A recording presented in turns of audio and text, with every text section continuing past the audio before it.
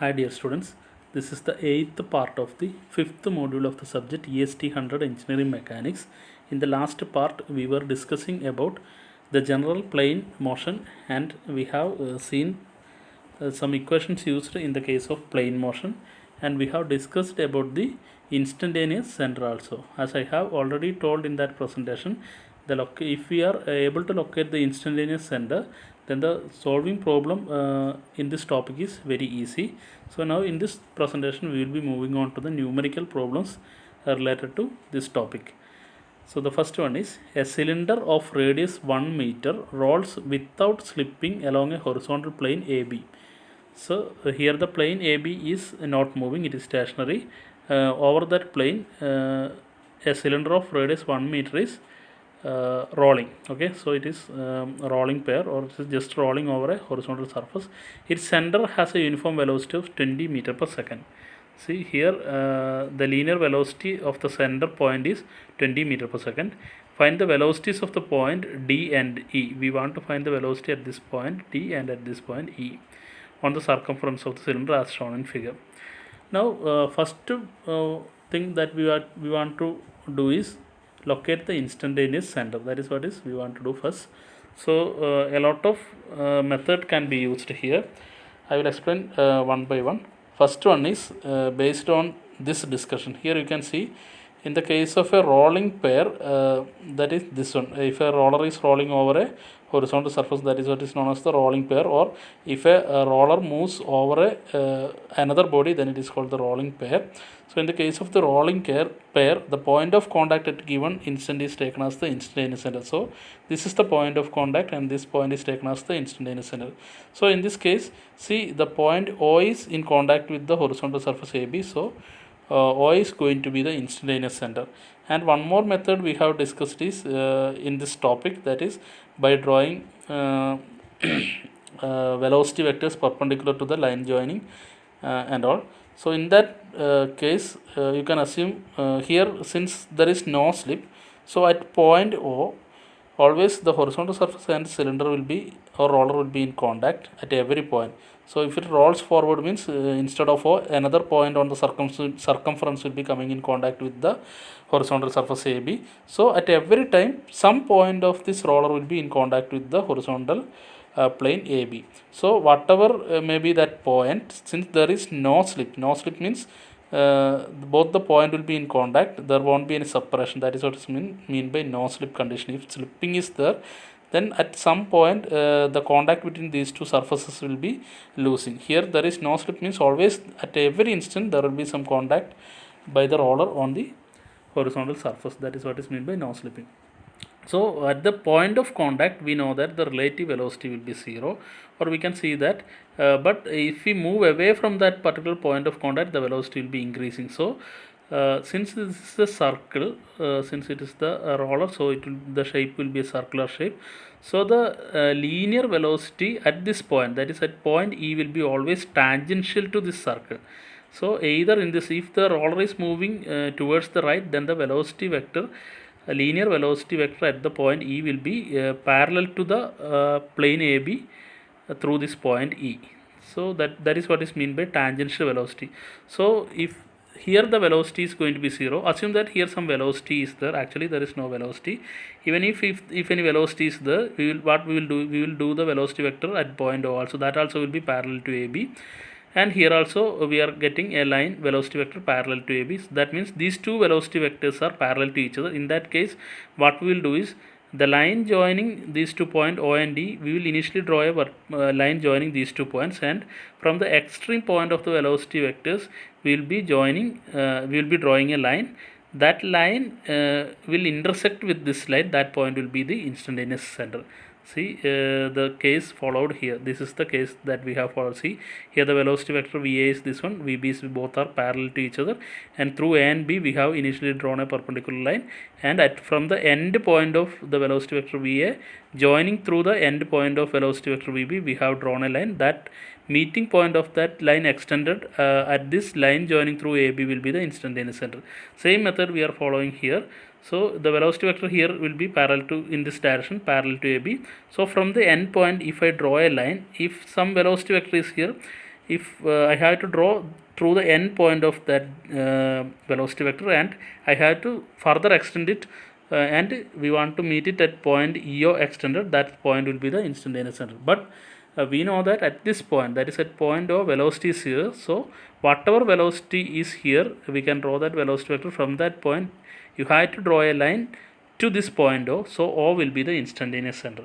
So simply, if it is a rolling pair, then the instantaneous center will be the point of contact. That only you have to remember. So here in this problem, O is the instantaneous center. Now in the problem, it is given that the velocity at the center of the roller is 20 meter per second. So VC, V suffix C, that is linear velocity at point C, is 20 meter per second. So that I can draw here. Now from the relation between linear velocity and angular, the linear velocity and angular velocity, we know that linear velocity V is equal to R omega, that is the equation.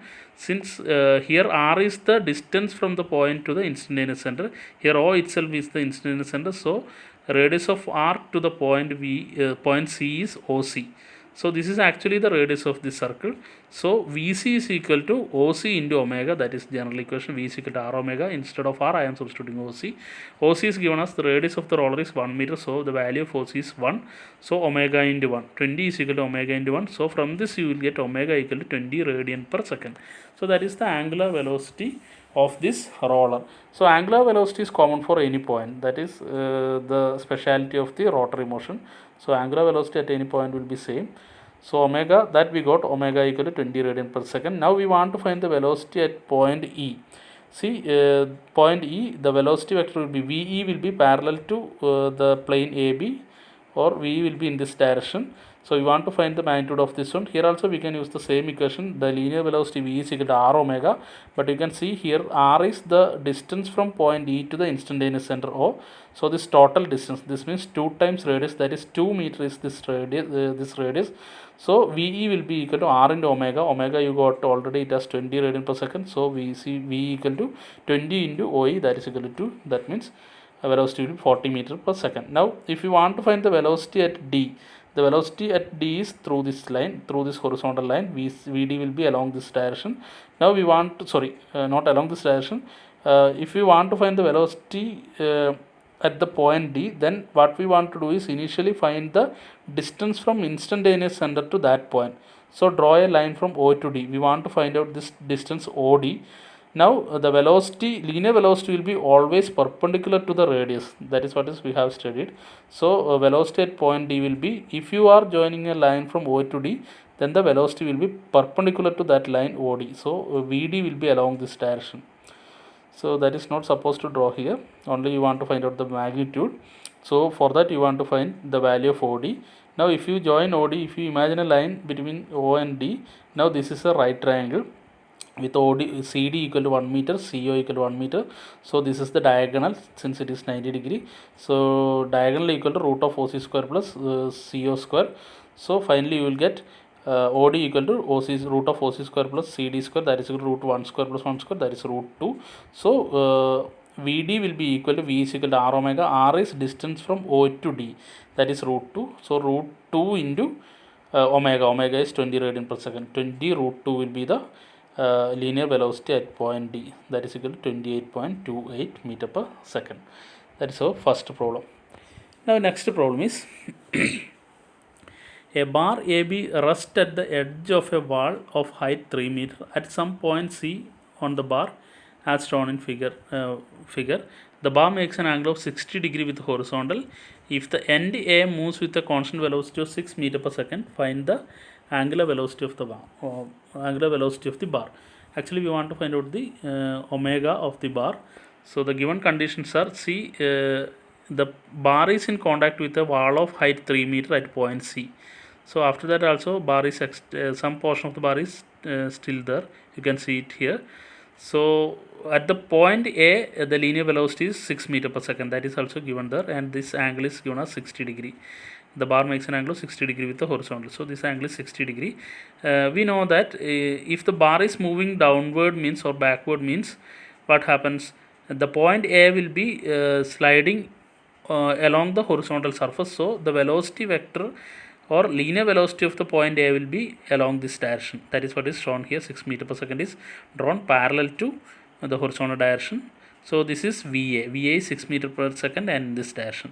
That is clear for you. But since you can see here, the point C is in contact with the wall, and wall is only up to here, and some portion of the road is still extended, means if the portion A is moving backward, means what happens is the point B and C will be moving in this direction only. See, along this road only. So the velocity of the velocity of the point C will be along this road. The direction of the velocity VC will be along this road. This is the direction of the velocity of VC. So that is what is shown here. The direction of VC is along the road, and direction of VA is parallel to the horizontal surface, so it is horizontal. This one is along the road. So we know direction of the two velocities. VC is along this direction and V is in this direction. To find the instantaneous center, if we know direction of the two velocities on a body, then what we have to do is from these two draw perpendicular to these two velocity direction, the meeting point will be the instantaneous center. That is what is we have explained in the earlier presentation. So first you draw a perpendicular to this velocity vector VA. Actually there is no need to take it in graph in magnitude. Just draw a line horizontally from A, that is the direction of VA, and mark it as 6 meter per second, and VC you mark it as along this direction, along the direction of the road. Now draw a line perpendicular to this direction of VA. So this is the perpendicular line drawn, and also from this point C you draw a line perpendicular to VC, direction of VC. So this is that line drawn. So these two is meeting at a particular point, then this will be the instantaneous center. So now about this point, this entire body or that road AB is rotating. That is what is we are assuming. That is the meaning of the instantaneous center. So as far as point C is concerned, if you want to find out the velocity at C, then radius will be the distance from instantaneous center to that point C. So this is the radius for point C, and this one is the radius for point A. Now we know that VA equals 6 meter per second. Linear velocity is directly given here, and somehow if we are able to find out this distance if you are able to find out, means what we can say is we can find out the omega. VA equal to R omega. R is IA. If you are able to find out, then you will get the value of omega. Now substituting the omega value here, if you are able to find out the value of IC, then you can find out the velocity at C. That is our, to find out the omega is our problem. We want to find out omega, so the option is to go for 2 equation, then solve it, I think so. Now from the geometry, it is given here, it is 60 degree. That means now from the geometry we know that here it is 60 degree, this is 3 meter. Now if you take sine 60 equal to opposite by hypotenuse, so 3 by AC. So AC equal to 3 by sine 60. So you got AC equal to 3.46 meter. So this distance is 3.46 meter. Now moving on to this triangle with instantaneous center. See this line AI was perpendicular to the horizontal direction. So if you assume a line perpendicular to this one, since this is 60 degree, the remaining angle will be 30 degree. So this angle is 30 degree. 90 minus 60, that is 30 degree. Now if this is 30 and this line is drawn perpendicular to this line AB, so this is 90 degree. So since it is 30, this angle will be 60 degree. So now this value is already known, AC equal to 3.46.